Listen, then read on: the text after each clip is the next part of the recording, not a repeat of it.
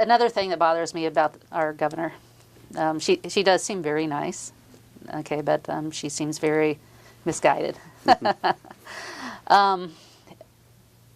Her proclamation that they're not going to deny refugees from Syria who are going to also be terrorists and ISIS, and you know, she's going to be held accountable. People who allow this are going to be held accountable, you know, before God, hopefully before the people.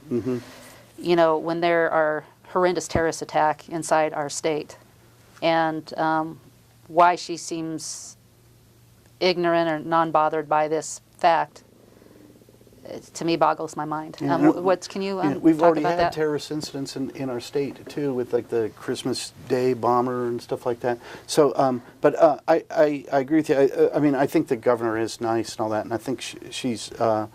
Or like you kind of said, her heart's in the right place, but she's a little bit misguided. You know, there's important things that we need to do as a state, and one of them is that when there's refugees in the world, we need to reach out to them and take care of them and all that. But we have other priorities that trump that, like, for instance, just our own basic need for security, to know that we're not going to be unleashing a whole bunch of really bad people that want to kill us on ourselves or whatever, and that trumps our desire to reach out to refugee populations or whatever. And you know what's really scary is that any talk of vetting these refugees is well, just frankly, it's just a bunch of baloney. There is no way to vet these. There is no Syrian DMV database that we can go look them up and find out their criminal record or their terrorist record or whatever. There is no way that we can vet these people. There's no way we can identify them, certainly, and there's no way that we can vet them or anything. So there is no way that we shouldn't be letting any of them into this country. I think that it's been proposed too that it would be just a whole lot cheaper and a whole lot more convenient to just set up some areas in the Middle East to take care of them. That's where they want it. They want to stay home. That's where they're from. Yeah. You know, if the governor wants to do a fundraiser or something and say, you know, we really care about people, we love people, but they really want to stay home, and we don't want to put our national security at risk or our state security at risk. You know, since she is, after all, responsible for us. And secondarily, we just plain old want to be efficient. That they're already in the Middle East, that's right. And let's locate them in the Middle East and let's take care of the problem there. That seems to me to be a whole lot smarter than bringing them to Corvallis, Oregon, and having an issue with them. Right. Yeah. You know, I heard that when they get here off the plane, which I'm sure we pay for that too, but they get $3,000 from our taxes. I don't know about that, but I know we have to take care of them one way or another once they get over here, and they certainly don't have jobs or anything I know. And then they probably get free health care. A Syrian refugee comes off the plane and picks up his dental practice the next day where he left off or something like that. I don't think that they get happens. their food stamps too. I believe so. Yeah. So that's an issue. It's an issue to have to deal with that. So I'm not happy about that either. And the governor's enthusiasm is frightening. Yeah. You know, it's nice to want good for everybody, everything all the time, but like you said, I like how you put it. Can't remember exactly what you said, but I mean, just it's not all there. It's, you know, one person's success is going to be somebody else's pain. Yeah. So in this case, you know, there's going to be women victims, such as what happened in Germany. Yeah.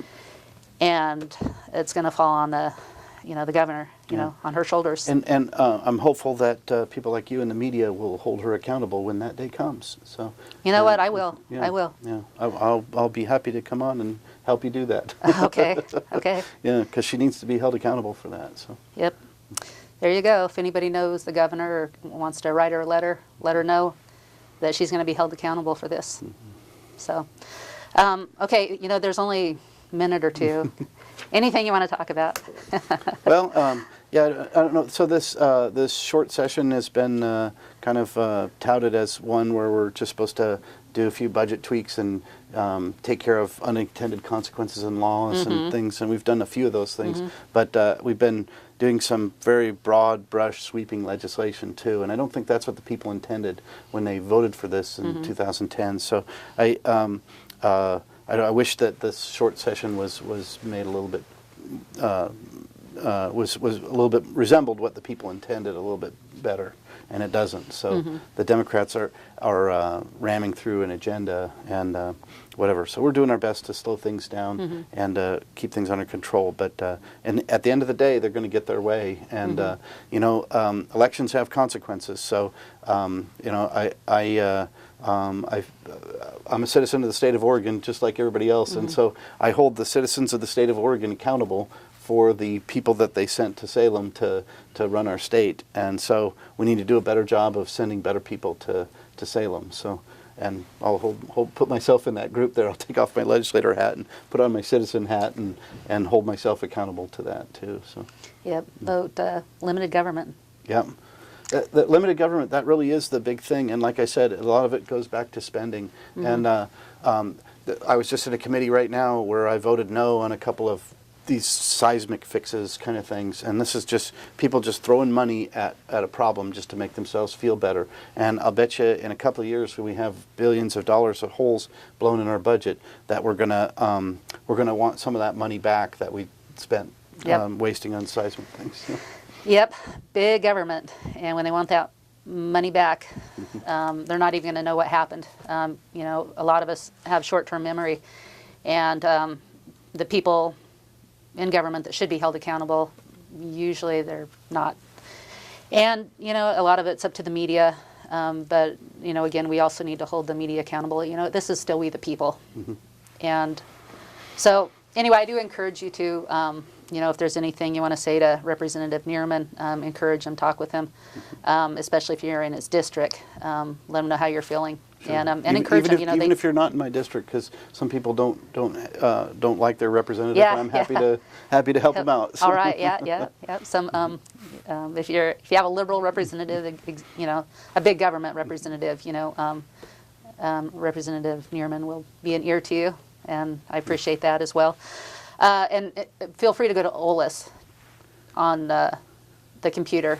Type it in OLIS Oregon, OLIS, and stay, you know, connected with what they're doing here at the Capitol, and also the War Room.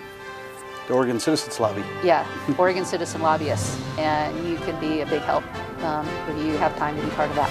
Thanks for tuning in. Have a good one. Bye-bye.